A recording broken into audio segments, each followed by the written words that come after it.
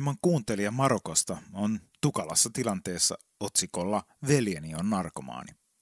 Kuulemme yhteisön asettamista rajoista naisille, mutta sitten kuulijan elämään loistaa valo. Elämään tulee suuri kiitosaihe.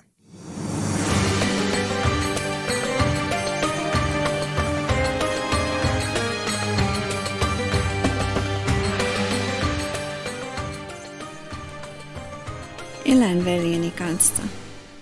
Veli on narkomaani. Minulla ei ole muuta paikkaa, minne mennä.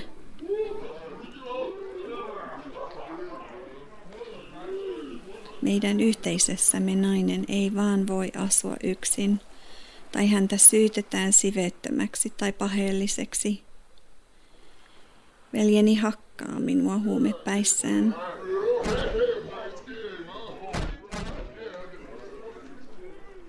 Pelkään. Mietin, missä Jumala on. Miksi Jumala on kironnut minua syntymään naiseksi?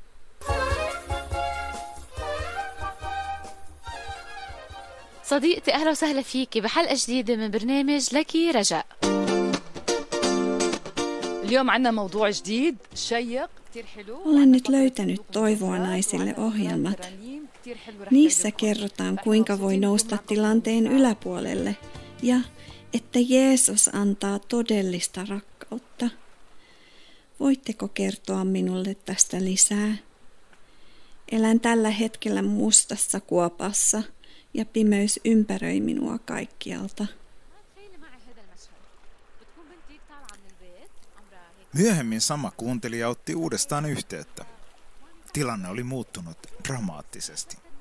Tuntuu kuin olisin päässyt taakastani, vaikkei se ole ihan helppoa. Mutta se Jeesus, josta kerroitte minulle, tuntuu todelliselta ja oloni on kevyempi. Mieleni on aiempaa positiivisempi. Uskon, että Jeesus on Herra. Jotain on muuttunut sisimmässäni. Valo säteilee pimeydessä. Kiitos paljon, kun olette kuunnelleet minua ja vastanneet moniin kysymyksiini. Ettehän jätä minua yksin, että voin kysyä neuvoa jatkossakin.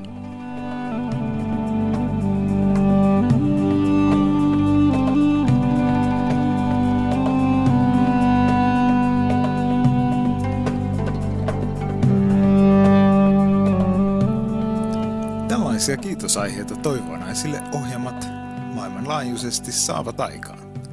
Nyt on menossa Sansan kiitollisuusviikko. Lisätietoja ja inspiraatiota sivulla kiitollisuusviikko.fi.